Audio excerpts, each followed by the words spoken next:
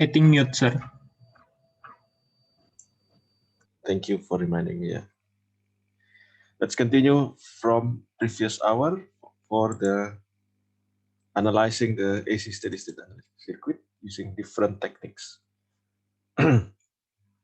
Let's analyze the same circuit that have been solved earlier using other techniques. Now we try to use source transformation.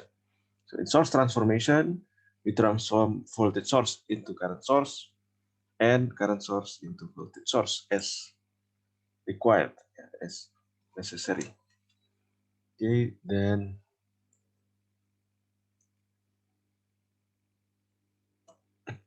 here we have 24 voltage source in the series with 2 ohm.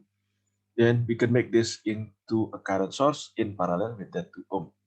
We have another voltage source in series with J2 ohm inductance or reactance. So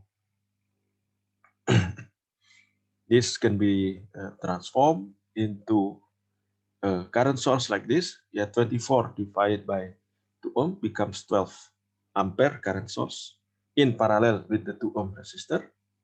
And this 2 ohm resistor is in parallel. In this one, the red one here, is also converted or transformed into a current source.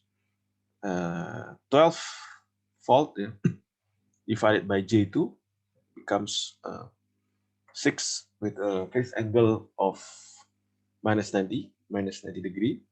But now here, be careful, pay attention that the current source direction is downward, because here also the voltage source is more positive at the below node compared to the upper node. This is in parallel with the J2 ohm reactance, the inductance, reactance from the inductance. So we have now 2 ohm and J2 ohm impedance in parallel. So we can calculate this one as this one. Okay, as a single equivalent parallel impedance, it becomes 2 in parallel with J2. Then the 2 current source also can be combined into a single current equivalent current source. So like this, the current equivalent is 212 minus 12 with phase angle 0 minus 6 with phase angles of minus 90 degrees.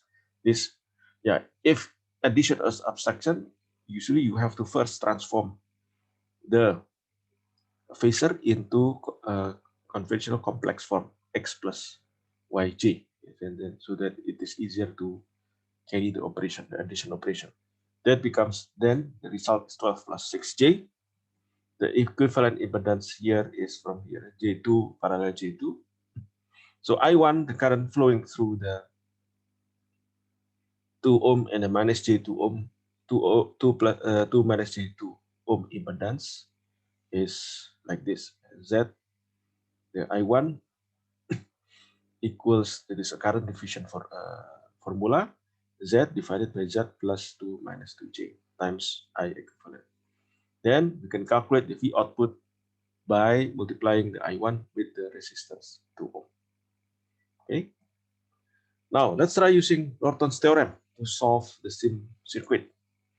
So here we have, well, this is what we want to calculate, the V output at this region. So we can short circuit it to find the ISC and find the Z, the equivalent of resistance also. Since the circuit only contains independent sources, then for voltage independent sources, independent voltage source, we can short circuit them. So then the equivalent Thevenin or impedance is 2 ohm in parallel with J2. Okay, and so this what we then we try to find the I short circuit like this using KCL. The I short circuit should be equal to the current flowing through this 2 ohm resistor plus the current flowing through this J2 ohm resistor. And current flowing here is 24. Since this is connected to ground, so the current flowing through here equals to 24 divided by 2 ohm equals to 12 ampere. the current flowing through here equals to negative, yeah, because this is the polarity is more positive in the lower node. So this is negative 6 phase angle minus 90 degree, yeah, 12 volt here divided by J2 ohm. Then we obtain, so basically then we obtain the ISC here equals to 12 minus 6, this one. But you need to first convert it into conventional complex form. So the I1 here equals to ZTH divided, this is a current division formula, ZTH divided by 2 minus, divided by 2 minus 2J plus ZTH, yeah, times the ISC. Then the output can be calculated from 2 times I1. Okay. This actually looks similar to the previous source transformation method. Okay. Another questions. Like example, find the current IT here in steady state. So basically here we can just add, yeah, these two voltage source here. But if we see here that they have different frequency, yeah, they have different frequency. What to do then? The sources have different frequencies. You cannot then use superposition. You cannot just simply add this with this. Yeah, because they have different frequencies. Okay. So then we can use source superposition. The contribution first due to the first source here is calculated by short circuiting the second source, okay, to have I small I dash t. The contribution due to the so here like this you only have a single frequency, yeah, 100 volt with phase angle 0. The frequency here is 10 divided by 2 pi, yeah, because this 10 equals to 2 pi f. So the frequency equals to 10 divided by 2 times pi. So the I dash will be equal to 100 divided by 10 plus J10, or we will obtain 7.07 at angle of minus 45 degree ampere. Contribution from source 2, so this is the frequency now is 20 radian per second. This is omega, 20 radian per second. Or the frequency in hertz will be 20 divided by 2 pi. Okay. So calculating here, then we obtain, we can then express it as a phasor. Okay. The angle, phase angle is minus 10.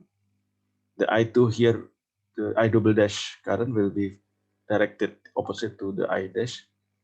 And we obtain I double dash here as 2.24 with the phase angle minus 73.43 degrees ampere. Okay, so then the current, the total current will be is I dash minus I double dash 7.07, but we have to express with full sinusoidal in full sinusoidal format, yeah, because the frequencies of the two sources are not the same. So the first I double dash is the frequency is from the radian frequency is 10, right? 10 omega equals 10.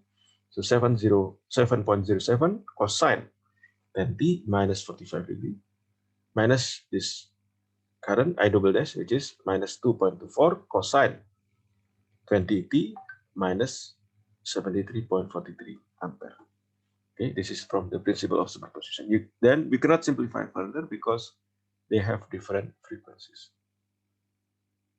Okay, when the circuits are getting more complex, yeah, when the circuits are getting more complex, then similar like what you did for the system analysis, yeah, or previous, yeah, in semester 1, then you can use MATLAB. You first derive using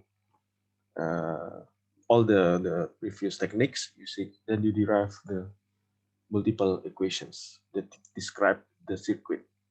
Then you can solve it using MATLAB or Octave, yeah, to obtain the value of the current or voltage. And luckily that in MATLAB or Octave, you can use also complex number, yeah, with I or J as the imaginary unit. So MATLAB recognizes complex number in rectangular representation. However, it does not recognize phasors. So whenever you have phasor, you have first to convert it into complex number format so that it can be done, it can be calculated using MATLAB or Octave. Like this, the 2 equals to 3 plus 4j. Yeah, I or j is the same. It will be recognized by MATLAB as imaginary unit. Z1 equals to 4 plus 6i. When you type Z1, then this will appear. In output, the MATLAB will always use I, but for you to input the complex number, you could also use J. And from phasor to rectangulars, yeah, for example, here you have to write the code, you have to convert the phasor into a rectangular format of complex number. Here, if you have Z equals 10 with a phase angle 45 degree, first you express it at 45 degree, convert first the degrees from into radian unit, yeah, by how to convert it, yeah, the 45 degree divided by 180 degree times pi.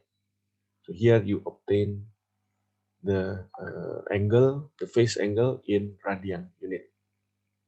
The magnitude is 10 m. So the real part, yeah, the complex in the complex plane will be equals to the magnitude cosine the angle, right? X equals to 10 cosine AR here, 0. Yeah, have to be in radian, yeah, be careful when using MATLAB or Octave. So X equals to 7.0711. The imaginary part will be equals to the magnitude multiplied to the sine of the phase angle. Okay, Y equals to M times sine AR, the phase angle here. So the Z complex angle, the complex number format of that phasor will be equals to X, the complex, the real format, plus I times the imaginary part. Like this. Okay, this is from 10 phase angle 45 degree equals to 7.0711 plus 7.0711 I.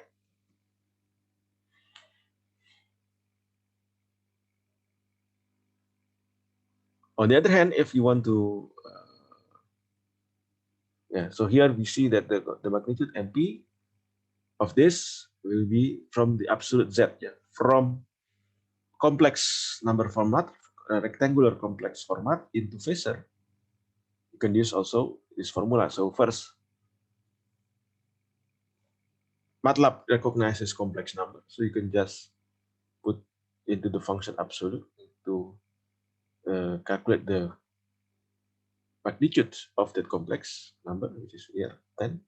Well, you can also calculate using Pythagoras theorem, yeah, but maybe this is simpler and quicker. The angle, yeah, from the complex, then you can calculate using like this angle Z, which you will, from here you will obtain the phase angle in radian. So if you want to express that in degrees, you have to convert this radian angle into degrees by dividing by pi, then multiplying with 180 degrees. Then you will obtain 45 degrees. Okay. Then from a complex number like this, using real function of MATLAB or Octave, you can obtain the real part of this complex number using image IMAG. Image Z, you can obtain the imaginary part of that complex number. Let's try now to solve a complex circuit, a little bit complex circuit, and then use MATLAB or Octave as a tool to solve that circuit. So here we have this branching circuit, yeah. V1 here will be equals to 12 volt with the phase angle 30 degrees. V2 equals using KCL at V2, V2 minus V1 divided by 1, V2 minus V3 divided by minus V1 V2 minus V5 divided by J2 equals to 0. Note at V3, KCL at V3, V3 minus V2 divided by minus J1 plus V3 minus V5 divided by 2 ohm plus V3 minus 0 divided by 1 equals to 0. KCL at V4. Here, V4 minus V1 divided by 2 ohm plus V4 minus V5 divided by 1 ohm plus V4 minus 0 divided by minus J1 ohm equals to 0. KCL at V5. Here, there is a current source here, negative 2 ampere with phase angle 45 degree plus V5 minus V4 divided by 1 ohm plus V5 minus V2 divided by J2 ohm plus V5 minus V3 divided by 2 ohm plus V5 minus 0 divided by minus J1 ohm equals to 0. Okay, so V1 is like this from this one. This one is, I believe, from the second equation, simplification of second equation by multiplying with J2. Yeah. Then we try to eliminate the denominator part to make it as a simpler equation like this. So we have 1, 2, 3, 4, 5 equation with 5 unknowns. So this, similar to resistive networks, remember in semester 1 we can express as matrix equation like this. Yeah, 1 times V1 equals to 12 volt with 30 angles. The other part is 0, 0, 0 for the coefficient, the factor for V2, V3, V4, and V5. Second equation here is represented as minus 1 times V1 plus here equals to 1 plus J 0.5J times V2. Here minus J, so minus J times V3, and here minus 0.5J. V4 is 0, be careful, times V4 go to 0 times minus 0 minus J 0.5 times V5. This is supposed, I think, to be negative also, etc. Yeah, so we put the coefficient, the factors here in this set of equation into the matrix format. So then we can solve this in MATLAB or Octave, yeah, easily using this. Y, this is the matrix Y, V equals to IR. So the V equals to invert of the matrix Y times IR. Okay. Here if we, or Y, V equals IR divided by V equals to IR divided by V. Why? This one with inverse backslash IR. This is how to solve it in MATLAB. IR 0 is 5 to 1. This is initialization to set a matrix with 0 value with 5 rows and 1 column. Defined on initialize and on 0 value. Oh, sorry. With, yeah, this is 5 rows and 1 column, yeah, for this one, the IR part. Then IR1 equals to 12 cosine 30. Like this is directly to put this angle. Yeah, so what is known, this is in the phasor format. You have to convert first to the rectangular complex format. The real part is 12 cosine 30 degrees. It is 30 degrees, but you have to convert first the 30 degrees into radian. You need 30 times pi divided by 180. The imaginary part is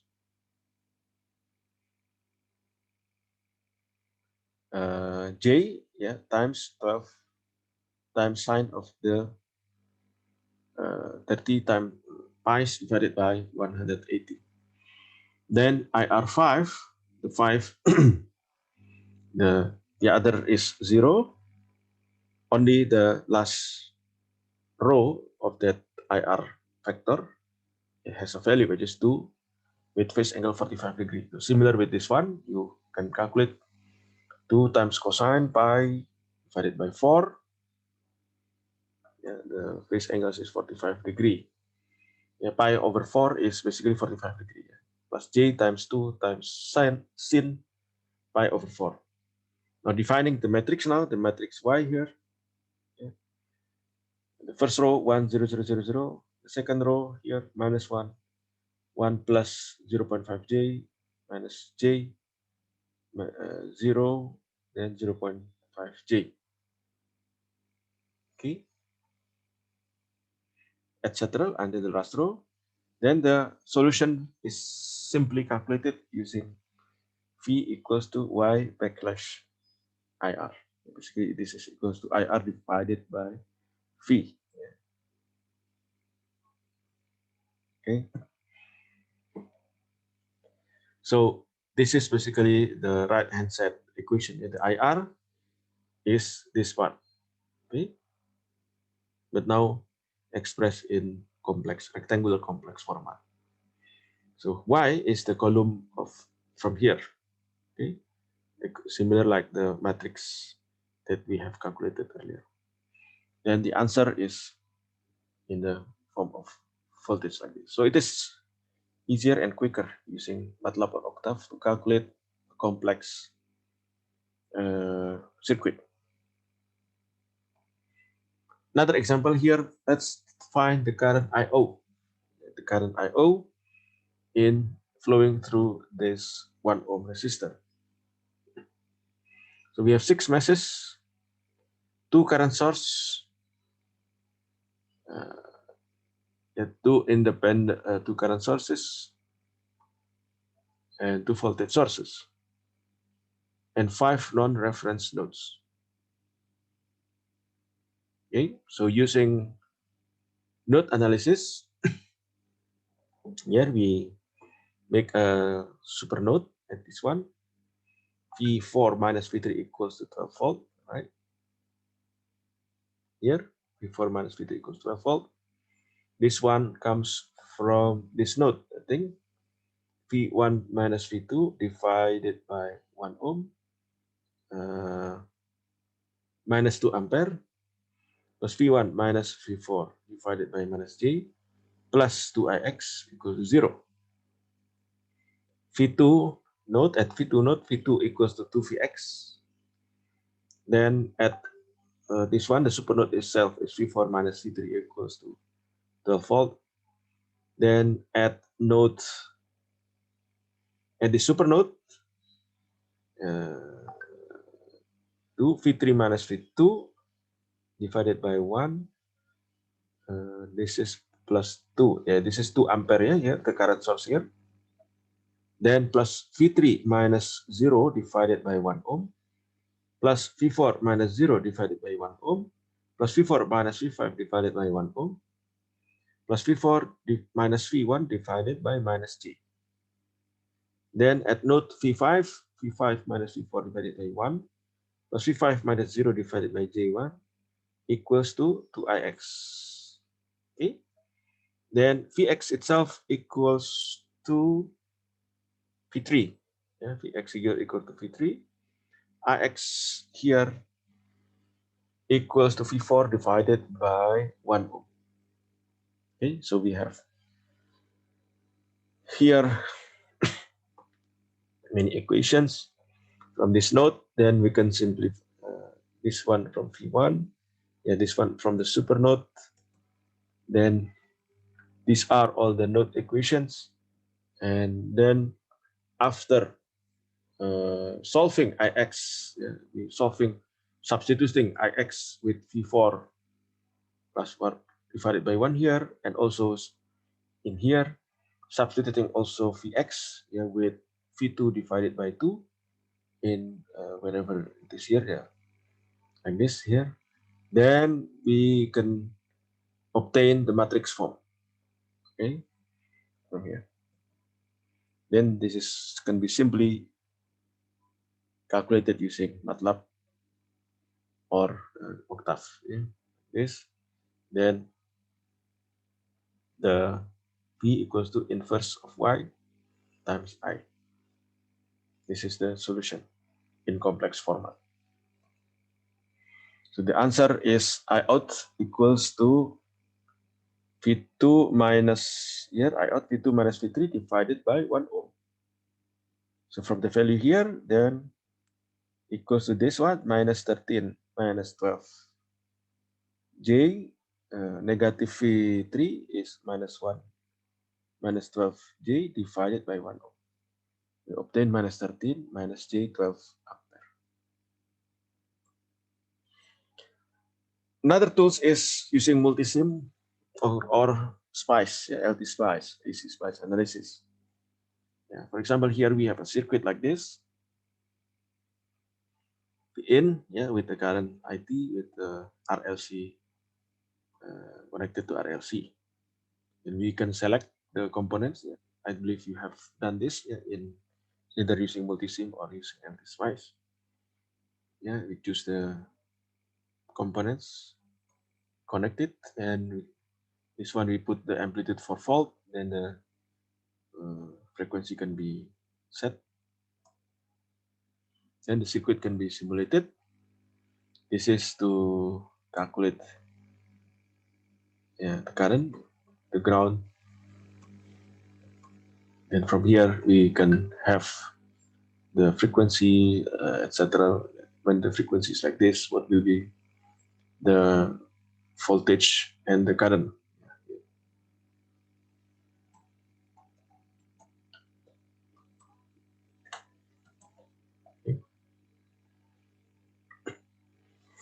Okay, so this is actually will be the subject of another chapter, but it is introduced here as one of the learning application.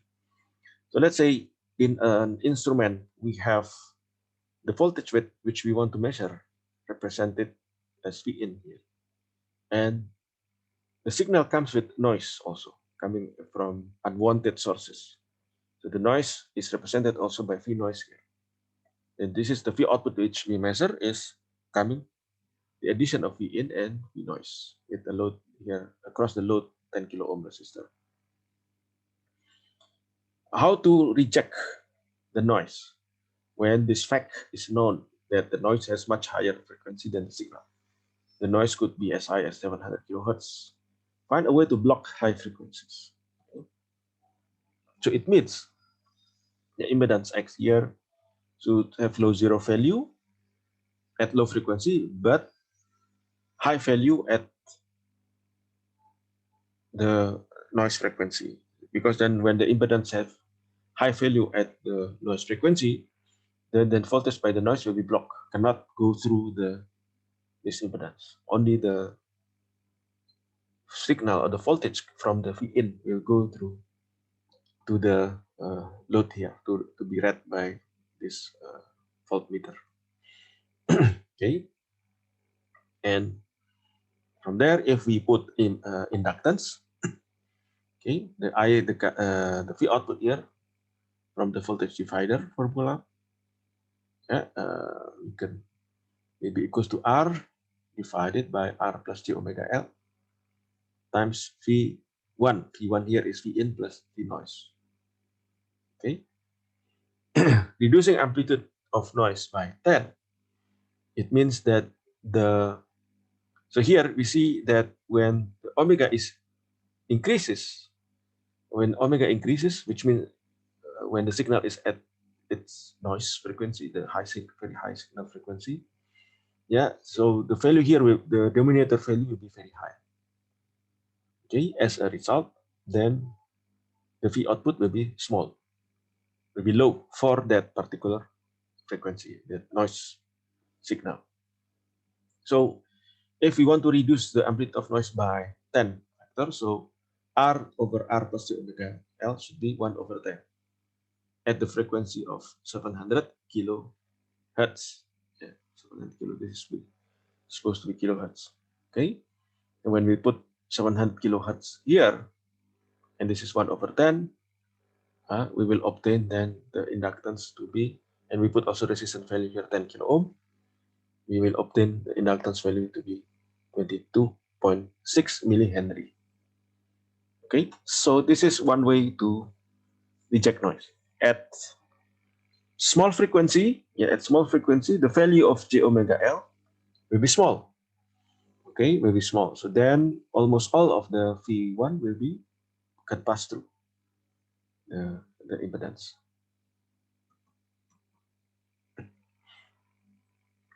It's another example of impedance converter, general impedance converter. For example, VA here equals to VC. In equals to V in, this is the converting and the non-converting input of the op-amp should be equal. The V in, ideal op-amp application. This is VA, okay. This is VC, so should be equal, in ideal op-amp assumption. So at A here, V2 minus V in divided by Z2 should be equals then to the V in divided by Z1. Then, so this one V2 will be equals to V in times 1 plus Z2 over Z1. So at C, V3 here minus V in divided by Z4, the current flowing through here should be equals to the V in minus V2, V in minus V2 divided by Z3. This is how come this formula comes, because you know that in ideal op-amp there should be no current flowing through the input of the operational amplifier. So this current here should be 0 ampere. The current flowing here should be 0 ampere. So at C here, so also the current flowing through here should be 0 ampere. So current flowing here should be the same as current flowing here. And the current flowing here is V3 minus V in divided by Z4. This one current flowing through here is V in minus V2 divided by Z3. So from here then we obtain this relationship. V3 equals to 1 plus Z4 over Z3 minus V2 times Z4 by Z3. Okay, and by substituting V2, which is equal to V in times 1 plus Z2 over Z1 into this equation, then we will obtain V3 equals to V in times 1 minus Z2 Z4, Z2 Z4 divided by Z1 Z3. Okay. At E, the current flowing through here also should be 0. Okay, I in here should be equals to the current flowing here V in minus V3 divided by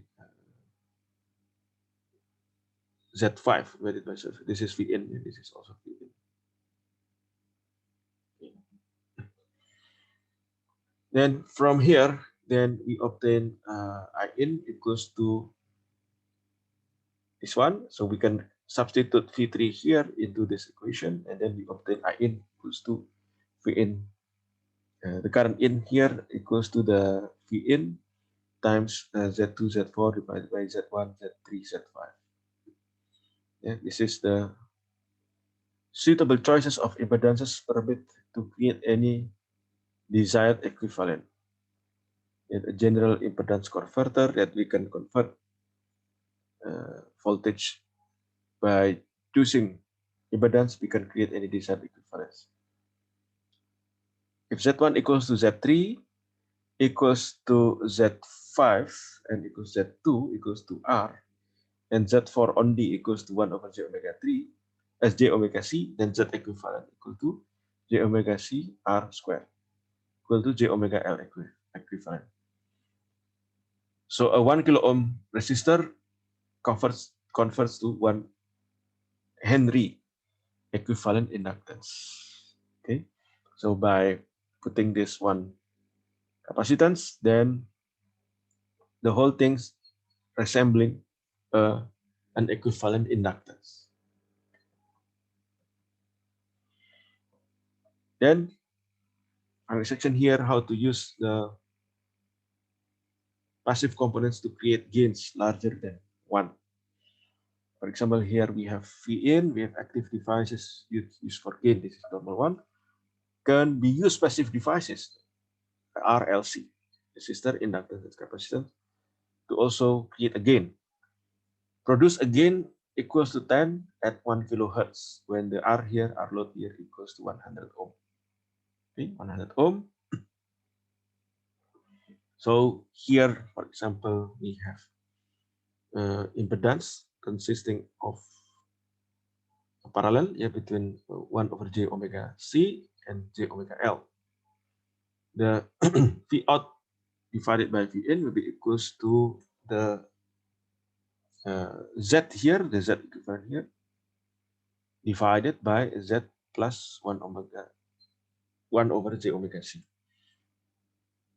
So the Z here equals to the parallel equivalent impedance of j omega L and 100 ohm.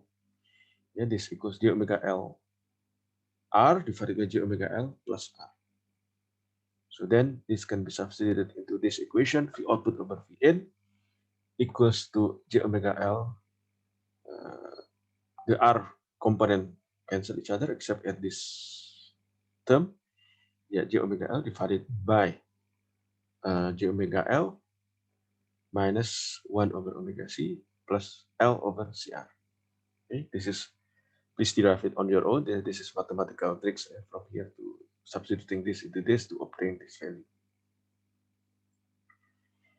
So from here, if omega square LC equals to 1, which means this is 0, yeah, then V output over V in will be equal to j omega RC. Okay, so this equals to this. So this makes the imaginary part of the denominator becomes 0. Yeah, this means that the V output over V in equals to j omega CR. The CR here goes to the upper part here. The L cancel each other. So we obtain this value. And to have a gain of 10 when the resistor is 100, yeah, then this is, you put here 100, omega frequency is 1 kilohertz, so 1 kilo, 1000 times 2 pi here to omega, then V output over V in is 10, then you can obtain the capacitive value, 15.9 microfarad. Okay. Then the inductance value can be calculated using this formula. Inductance equals to 1 over omega square C. Inductance you obtain as 1.59 millihenry. So this is a trick to have an amplifier which do not require you to use op-amp or transistor.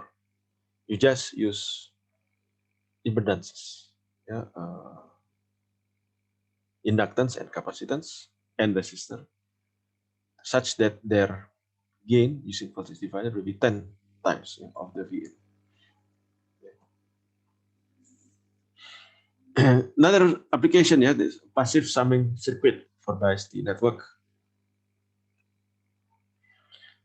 So V output equal to 2.5 plus with the bias network, so means that we have a bias here 2.5 plus 2.5 cosine omega t, where omega is 2 pi f when the frequency is 1 gigahertz. This is the proposed solution. So the V output T here equal as a function of T equals to V1 T here with some bias addition. Okay, the A here will be determined by to determine the impedance A here determines this 2.5 cosine omega T. A should block the DC. Yes, A should block the DC component of V1 and have very low impedance at 1 gigahertz. So this is opposite to the previous example of noise rejection. At noise rejection, we want to block signal at high frequency and pass all the signal at smaller frequency, the V in. In this particular application, we want to pass through the high frequency signal, 1 gigahertz, and we want to block the low frequency signal, the DC signal. So at DC, the capacitor is always an open circuit. But at 1 gigahertz, one would need infinite inductance. So like this, yeah, the V2 will form the bias here, 2.5 voltage here. So we just make the impedances to be very different. So with this, then V2 will only, at high frequency, the V2 will only pass the in the infinite inductance. So let's propose the omega C to be 1. L omega equals to 10 kilo ohm, and omega itself is 2 times pi times the frequency here, 1 gigahertz, 10 to the power of 9. Okay. The C, yeah, is equals to 1 over omega XC. The reactance C, 1 over 2 pi times 10 to the power of 9. Since omega C equals to 1, so we obtain the capacitance to be 159 picofarad. The L, the inductance value is this omega L. The reactance, 10 kilo ohm divided by omega, 10 kilo ohm divided by omega, and we obtain 1.59 microhenry. So the V output will be equals to 2.5 plus 2.5 cosines 255 10 to the power of 9 times T. Yeah. Okay. This is 2.5, 2.50025.